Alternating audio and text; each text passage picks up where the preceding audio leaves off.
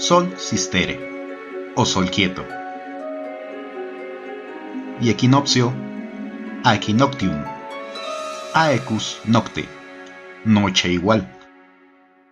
Estas dan nombre a 4 eventos astronómicos a lo largo del año, divididos en 2 solsticios y 2 equinoccios, los cuales son generados por alineaciones entre la Tierra y el Sol.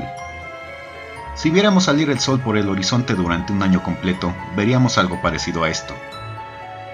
Claro, el Sol saldría en 365 ocasiones, pero todas estas salidas tienen un límite.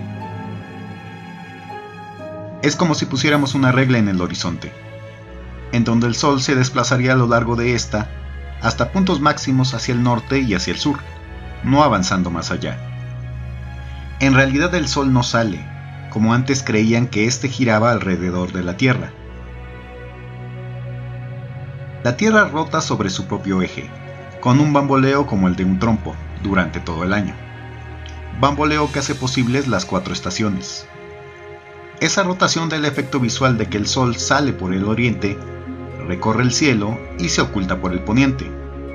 Todos estos aspectos les importaban sobremanera a las culturas antiguas, no solo prehispánicas, sino egipcias, romanas, persas, incas, etc. La observación del Sol y sus diversas posiciones a lo largo del año les indicaba en qué tiempo se encontraban, si venía el calor o el frío, si venían lluvias o secas, y los tiempos para sembrar, cosechar o cazar. En esta medición de tiempo es donde encontramos a solsticios y equinoccios, fenómenos que dividían a los 365 días en 4 principales periodos de tiempo. Hoy en día a la Tierra le hemos asignado líneas imaginarias sobre su superficie, líneas que llamamos paralelos, las cuales son horizontales, y meridianos, las cuales son verticales. Existe el paralelo cero, que está a la mitad de la Tierra y que es llamado Ecuador, ya que esa línea imaginaria pasa por ese país, línea que la divide en hemisferio norte y sur. A partir del paralelo cero, hacia arriba y hacia abajo se van asignando grados a los mismos. Y para este video, lo que nos importa es llegar al paralelo 23 en ambos hemisferios. En el hemisferio norte, este es llamado Trópico de Cáncer, y en el sur, Trópico de Capricornio. Estos 2 paralelos 23 son la frontera máxima de rotación de la Tierra a lo largo del año, pues al llegar a esos 2 límites, la Tierra comienza a rotar hasta alcanzar el otro grado 23. Y esos 2 momentos en que la Tierra ya no gira más allá de cada paralelo 23 es a lo que se llama solsticio, pues este aparentemente se queda quieto y no avanza, regresando por donde vino. El tiempo aproximado que tarda la Tierra en su rotación de la línea del Ecuador al paralelo 23 norte es de 91 días. De ese paralelo para regresar al Ecuador otros 91. Luego del Ecuador al paralelo 23 sur, 91. Y para volver al Ecuador, otros 91, teniendo así las 4 estaciones.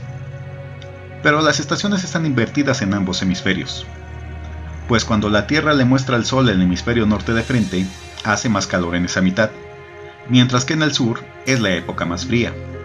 Entonces, cuando se ubica en el paralelo 23 norte, estamos en el solsticio de verano, pero en el sur es el solsticio de invierno. Y cuando en el norte se da el solsticio de diciembre, en el otro hemisferio es el inicio del verano. Además, cuando el Sol se proyecta más sobre el norte, los días ahí son más largos y las noches más cortas, pasando todo lo contrario en el sur. ¿Y qué pasa con los equinoccios? La palabra significa noche igual, pues cuando la línea del Ecuador se alinea perfectamente con el Sol, la duración del día y la noche es la misma en ambos hemisferios. Pero al rotar inclinándose hacia alguno de los dos, el día se hace más largo o corto en alguno de los 2 hemisferios. Así, en el centro de la línea visual tenemos a los 2 equinoccios, también invertidos en ambos hemisferios, pues cuando es equinoccio de primavera en el norte, en el sur es el equinoccio de otoño y viceversa. Y para medir estos 4 momentos, todas las culturas antiguas tenían sistemas de medición. No citaré todas pues nunca acabaríamos, pero solo daremos el ejemplo de una cultura prehispánica no de Mesoamérica, sino de Sudamérica, antes de llegar a las nuestras. Las 13 columnas de Chanquillo, en el actual Perú. Chanquillo era un centro ceremonial y observatorio, donde hacia el oeste aún existen 13 torres que crearon para medir las salidas del sol durante el año. Siendo que al llegar el sol a las esquinas de esta regla gigante era el momento de los solsticios, y al estar en el centro eran los equinoccios. Regresando a nuestras culturas, las estructuras para medir estos movimientos sobraban. Como algunos ejemplos tenemos el templo de Kukulcán en Chichén Itzá, en donde el descenso de la serpiente hasta las cabezas al pie de sus escaleras marca los equinoccios. Claro, este fenómeno de luz y sombra no solo se da en el equinoccio, sino que se puede ver días antes o después del evento. Lo mismo pasa en la ciudad de Mayapán, donde su basamento principal pasa lo mismo.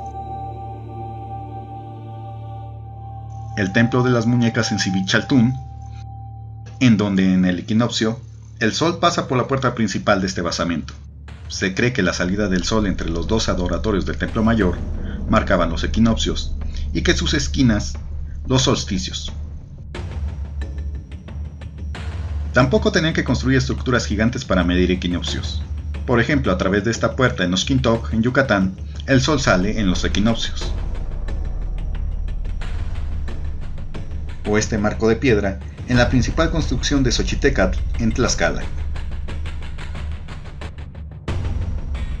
También tenemos el observatorio ubicado en el Monte Tlaloc. Y claro, los principales referentes para medir la salida del sol eran las montañas, pero la ausencia de estas no detenía a nuestros antepasados, pues en zonas como la península de Yucatán, donde casi no existen montañas para calibrar con ellas el horizonte, creaban sus propias montañas artificiales, que eran claro los basamentos piramidales. Por citar un ejemplo de una estructura clásica que medía solsticios y equinoccios, tenemos estos tres tipos de estructuras, que fueron reproducidas en varias zonas mayas, donde los edificios de las esquinas marcaban los solsticios y el edificio central los equinoccios.